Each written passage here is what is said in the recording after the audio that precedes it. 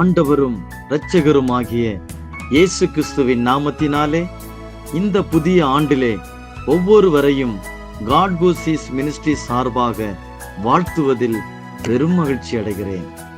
தேவனாகிய கர்த்தர் அவருடைய வார்த்தையின்படியே இதுவரைக்கும் நடத்தியிருக்கிறார். கடந்த ஆண்டிலே நாம் கடந்து வந்த எல்லாவித துக்கங்களிலிருந்தும், எல்லா விதமான சூழ்நிலைகளிலிருந்தும், நெருக்கங்களிலிருந்தும், பிரச்சனைகளிலிருந்தும் தேவனாகிய கர்த்தர் உங்களை இந்த வருடத்திலே விடுதலையாக்கி உங்களையும் உங்கள் குடும்பங்களையும் தப்புவிக்க போகிறார். விசுவாசிக்கிற தேவ பிள்ளைகள் நிச்சயமாக காணப்போகிறீர்கள். தேவனாகிய கர்த்தர் ஒருபோதும் மறக்கிறவர் அல்ல, கைவிடுகிறவரும் அல்ல. இதுவரைக்கும் நடத்தின தேவன் இனியும் உங்களையும் உங்கள் குடும்பங்களையும் நடத்துவார். கடந்த ஆண்டிலே நம்முடைய சூழ்நிலைகள் வித்தியாசமாக இருந்திருக்கலாம். அது நிமித்தம் மிகுந்த பாரத்தோடும் நெருக்கப்பட்டும் இருந்திருக்கலாம். இந்த ஆண்டிலே தேவனாகிய கர்த்தர் சகலவற்றையும் நன்மையாக மாற்றுவார். விசுவாசத்தோடு புதிய ஆண்டிலே பிரவேசிப்போம்.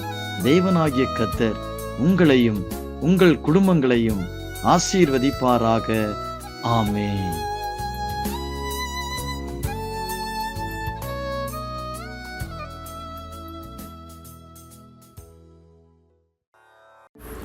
கர்த்தருடைய பரிசுத்த நாமத்திற்கு மகிமை உண்டாவதாக. கிறிஸ்துவுக்குள் மிகவும் பிரியமானவர்களே, நமது ஆண்டவரும் கர்த்தரும் இரட்சகரும் ஆகிய இயேசு கிறிஸ்துவின் நாமத்தில் உங்கள் அனைவருக்கும் எனது புத்தாண்டின் நல்வாழ்த்துக்களை தெரிவித்துக் கொள்கிறேன்.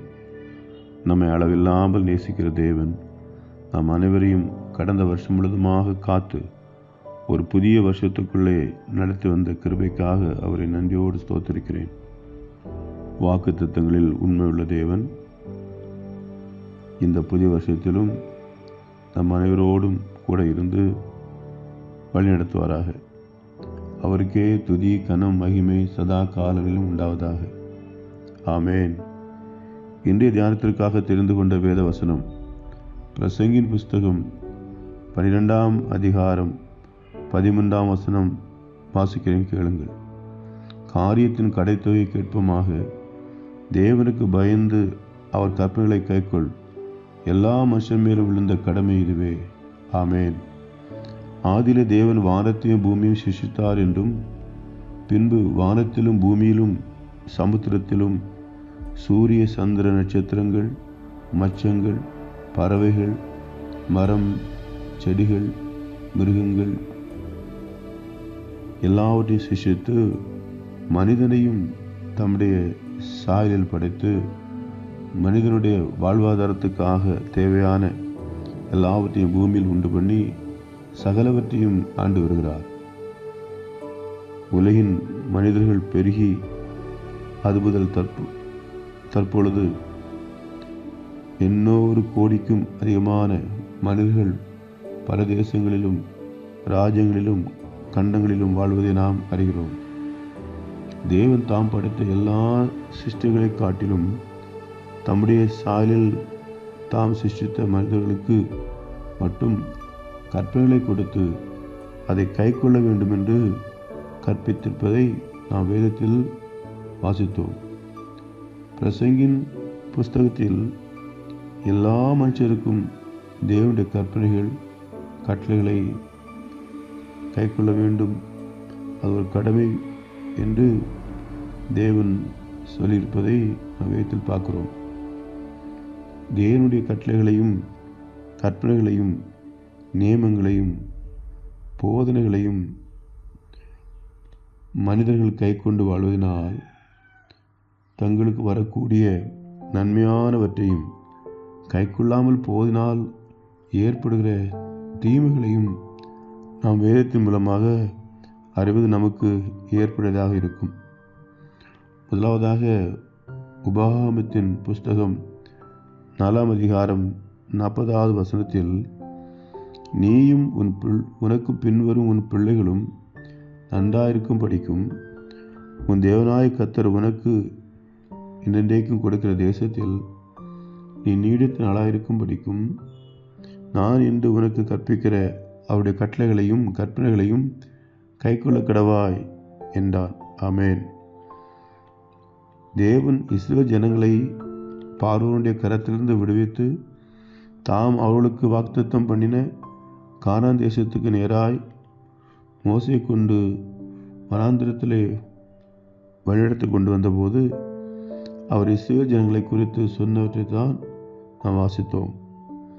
அதாவது கர்த்தர் அவர்களுக்கு கொடுக்கிற கானான் தேசத்திலே அவர்களும் அவர்கள் பிள்ளைகளும் என்றென்றைக்கும் நன்றாக இருக்கும்படிக்கும் நீடித்த நாட்களாக வாழ்வதற்கும் தேவனுடைய கட்டளைகளையும் கை கொண்டு வாழ வேண்டும் என்று சொன்னார். எனவே எல்லா மனிதர்களும் தேவனுடைய கட்டளைகளையும் கை கொண்டு வாழ்வோமானால் நாம் நன்றாகவும் நீடித்த நாட்களாகவும் வாழலாம். அடுத்ததாக யாத்திராகமம் 20ஆம் அதிகாரம் 6ஆம் வசனத்தில், என்னிடத்தில் அன்பு கூர்ந்து என் கற்பனைகளை கைக்கொள்ளுகளுக்கோ 1000 தலைமுறை மட்டும் இரக்கம் செய்கிறவராய் இருக்கிறேன் என்று வாசிக்கிறோம். சீனாய் மலையில் தேவன் மோசையோடும் இஸ்ரவேல் ஜனங்களோடும் பேசி சொன்ன 10 கட்டளைகளின் ஒன்றை தான் நாம் வாசிக்க கேட்டோம். தேவனுடைய கற்பனைகளை அறிந்து கொள்வதும் தெரிந்து கொள்வதும் கற்றுக்கொள்வதும் நல்லதுதான். ஆனால் அவளை கை கொண்டு வாழும்போது 1000 தலைமுறை மட்டும் தேவன் நம் சந்ததிக்கு இரக்கம் செய்கிறவராக இருக்கிறார். எனவே தேவன் நமக்கும் நம் சந்ததிகளுக்கும் இரக்கம் செய்கிறவராக இருக்க வேண்டும் என்றால் நாம் அவருடைய கற்பனைகளை கை கொண்டு வாழ வேண்டும். சீனாய் மலையில் தேவன் தம்மை மோசேக்கும் இஸ்ரவேல் ஜனங்களுக்கும் வெளிப்படுத்தின போது அவர் இரக்கமுள்ள தேவன் என்பதை அறிந்து கொள்கிறோம். மேலும் உபாகமம் 10ஆம் அதிகாரம் 13ஆம் வசனத்தில் கட்டளைகளை ஏன் கை கொள்ள வேண்டும் என்றால், நான் இன்று உனக்கு கற்பிக்கிற கர்த்தருடைய கற்பனைகளையும் அவருடைய கட்டளைகளையும் உனக்கு நன்மை உண்டாகும்படி கை கொள்ள வேண்டும் என்பதையே அல்லாமல் வேறே எதை உன் தேவனாய் கர்த்தரிடத்தில் கேட்கிறார். ஆமேன். நாம் நன்மைகளை பெற்று சந்தோஷமாக வாழ வேண்டும் என்பதற்காகவே தேவன் அவருடைய கற்பனைகளையும் கை கொள்ள வேண்டும் என்று நமக்கு கற்பிக்கிறார். உங்கள் அக்கிரமங்கள் இவைகளை விலக்கி உங்கள் பாவங்கள் நன்மையை வரவிட்டா இருக்கிறது என்று எரேமியாவின் புஸ்தகத்தில் வாசிக்கிறோம். நாம் செய்யும் பாவங்களும் அக்கிரமங்களும் நமக்கு வருகிற நன்மைகளை தடை செய்து கொண்டே இருக்கும். ஆனால் தேவனுடைய கட்டளைகளை நாம் கை கொண்டு பாவம் செய்யாமல் வாழும்போது நன்மைகளும் கிருபைகளும் நம்மை பின்தொடர்ந்து வரும். எனவே பாவம் செய்யாமல் வாழ்வோம். பாவம் செய்யாமல் வாழ வேண்டுமென்றால் தேவனுடைய கட்டளைகளையும் நாம் கை கொண்டு வாழ வேண்டும். கற்பனைகளை கை கொண்டு வாழ்வோன் ஒருபோதும் பாவம் செய்ய மாட்டான். மேலும் ஒரு சத்தியத்தை நாம் தியானிக்கலாம்.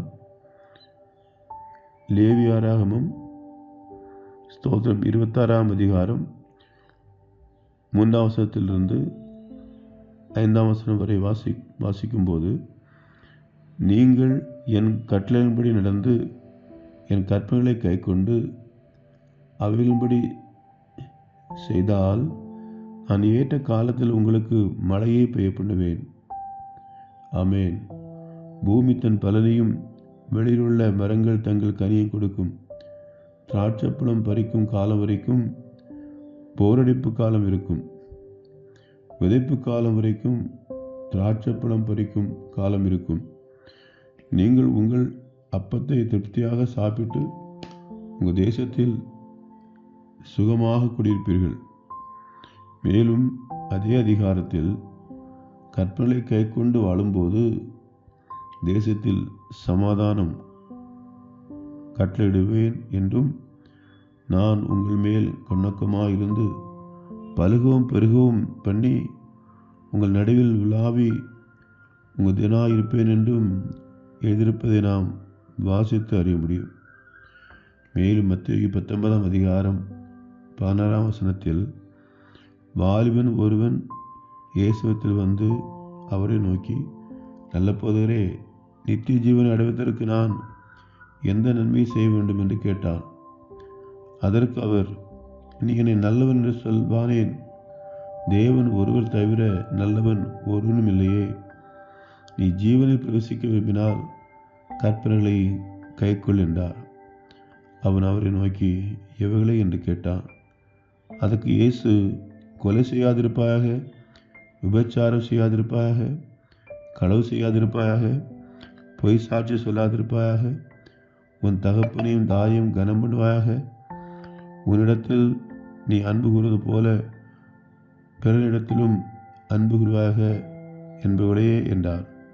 அந்த வாலிபன் இயேசுவை நோக்கி, இவைகளெல்லாம் என் சிறு வயது முதல் கை கொண்டிருக்கிறேன் என்றார். நாம் வாசித்து தெரிந்து கொண்ட இந்த வசனங்கள் மூலமாய் கற்பனைகளை கை கொண்டால் மட்டுமே பரலோக ராஜ்யத்தில் நாம் பிரவேசித்து நித்திய ஜீவனை அடைய முடியும் என்பது மிகவும் தெளிவாக இருக்கிறது. மேலும் யோவான் எழுதின சுவிசேஷம் 15ஆம் அதிகாரத்தில் இயேசு தம்மை பின்பற்றின சீசர்களுக்கு போதிக்கும்போது, நான் என் பிதாவின் கற்பனைகளை கை கொண்டு அவருடைய அன்பிலே நிலைத்திருக்கிறது போல நீங்களும் என் கற்பனைகளை கை கொண்டிருந்தால் என்னுடைய அன்பிலே நிலைத்திருப்பீர்கள் என்று இயேசு சீசர்களுக்கு சொன்னது போல நாமும் தேவனுடைய கற்பனைகளையும் கட்டளைகளையும் கை கொண்டால் மட்டுமே தேவனுடைய அன்பிலே நிலைநிற்க முடியும். தேவனுடைய குமாரனே தேவனுடைய கற்பனைகளை கை கொண்டு அவருடைய அன்பிலே நிலைத்திருக்கும் போது நாம் எம்மாத்திரம்? எனவே கற்பனைகளை கை கொண்டு தேவனிலும் அவருடைய குமாரனாகிய நமது இரட்சகர் இயேசு கிறிஸ்துவின் அன்பிலும் நிலைத்திருப்போம். மேலும் 1 யோவான் 2ஆம் அதிகாரம் 5ஆம் வசனத்தில், அவருடைய வசனத்தை கை கொள்ளுகிடத்தில் தேவ அன்பு மெய்யாக பூரணப்பட்டிருக்கும், நாம் அவருக்குள் இருக்கிறோம் என்பதை அதனாலே அறிந்திருக்கிறோம் என்று எழுதப்பட்டிருக்கிறது. தேவனுடைய அன்பு நம் வாழ்வில் பூர்ணப்பட்டிருக்க வேண்டுமானால் நாம் அவருக்குள் இருக்கிறோம் என்பதை உறுதி செய்ய வேண்டுமானால் நாம் அவர் கற்பனைகளை கை கொள்வதில் உறுதியாக இருக்க வேண்டும். எனவே கற்பனைகளை கை கொண்டு ஜீவிப்போம். கடைசியாக வெளிப்படுத்தல் 3ஆம் அதிகாரத்தில் 7ஆம் வசனத்திலிருந்து வாசிக்கும் போது, பிலதெல்பியா சபையின் தூதனுக்கு நீ எழுத வேண்டியது என்னவென்றால், பரிசுத்தமுள்ளவரும் சத்தியமுள்ளவரும் தாவீதின் திறவுகோலை உடையவரும் ஒருவரும் பூட்டக்கூடாதபடி திறக்கிறவரும் ஒருவரும் திறக்கக்கூடாதபடி பூட்டுகிறவருமாக இருக்கிறவர் சொல்கிறதாவது, உன் கிரியைகளை அறிந்திருக்கிறேன். உனக்கு கொஞ்சம் பலமிருந்தும் நீ என் நாமத்தை மறுதலியாமல் என் வசனத்தை கை கொண்டபடியினால் இதோ திறந்த வாசலை உனக்கு முன்பாக வைத்திருக்கிறேன், அதை ஒருவரும் பூட்டமாட்டான் என்று எழுதப்பட்டிருக்கிறது. ஆமேன். பிலதெல்பியா சபை கொண்டிருந்த கொஞ்ச பலத்திலும் வசனத்தை மறுதலியாமல் வசனத்தை கை கொண்டு வாழ்ந்ததை நாம் வாசித்தோம். தேவன் நமக்கும் திறந்த வாசலை நம் ஜீவத்தில் கட்டளிட வசனத்தை கேட்பது மட்டுமல்ல, அதை கை கொண்டு வாழ்வோம். ஜெபிப்போம். எங்களை நேசிக்கிற நல்ல பிதாவே, நன்றியோடு நாங்கள் உம்மை ஸ்தோத்திரிக்கிறோம். இன்றைய வசன தியான பகுதிக்காக உமக்கு மகிமை செலுத்துகிறோம். தேவனுக்கு பயந்து அவருடைய கற்பனைகளை கைக்குள் எல்லா மனுஷன் மேலும் விழுந்த கடமை இதுவே என்ற வசனத்தை ஆதாரம் வைத்து கற்பனைகளை கைக்கொள்வதனால் வருகிற நன்மைகள், மேன்மைகள், உயிர்களை பற்றி வேதங்களை வாசித்து அறிய செய்த கிருபைக்காக உமக்கு ஸ்தோத்திரம். நாங்கள் கற்பனைகளை கை கொண்டு வாழ்ந்து மேன்மையான இவைகளை சொந்தரிக்க கிருபை செய்வீராக. தொடர்ந்து இந்த புதிய வருஷத்திலும் கத்தைகளோடு கூட இருந்து நாங்கள் கத்தாவே கட்டளைகளை கற்பனைகளை அண்டவரே எல்லாவற்றையும் நாங்கள் கை கொண்டு வாழ கத்த கிருபை செய்வீராக. துதி கனவு மகிமையெல்லாம் நாங்கள் உமக்கு செலுத்துகிறோம். இயேசு கிறிஸ்துவின் நாமத்தில் ஜெபிக்கிறோம் எங்கள் நல்ல பிதாவே. ஆமேன், ஆமேன், ஆமேன்.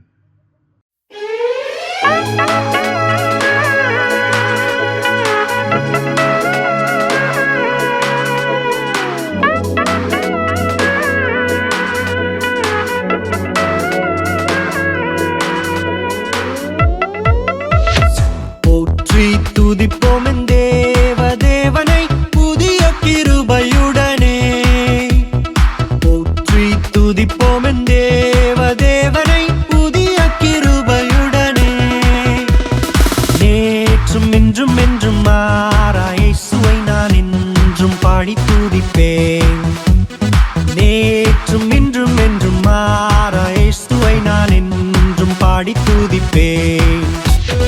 இயேசு என்னும் நாமமே என் ஆத்துமாவின் கீதமே. இயேசு என்னும் நாமமே என் ஆத்துமாவின் கீதமே. என் நேசரேசுவை நான் என்றும் ஏற்றி மகிழ்ந்திடுவேன்.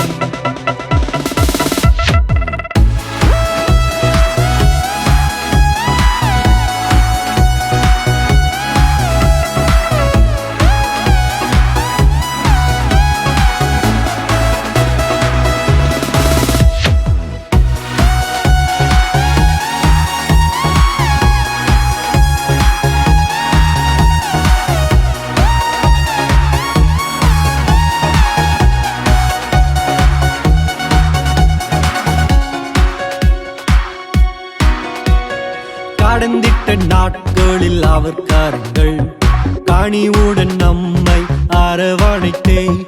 கடந்திட்ட நாட்களில் அவர் கரங்கள் கனிவுடன் நம்மை அரவணைத்தே.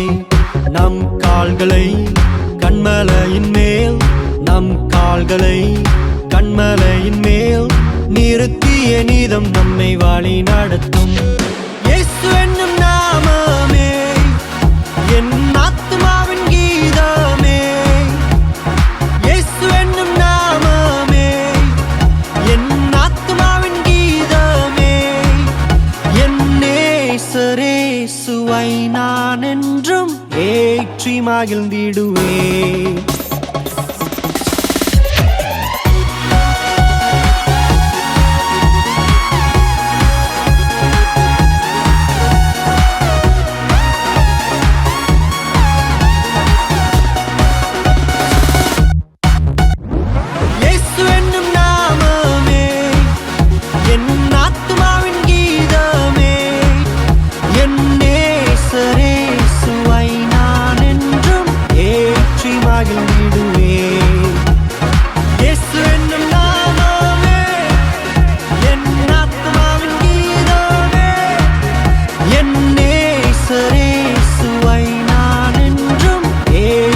மகிழ்ந்திடு.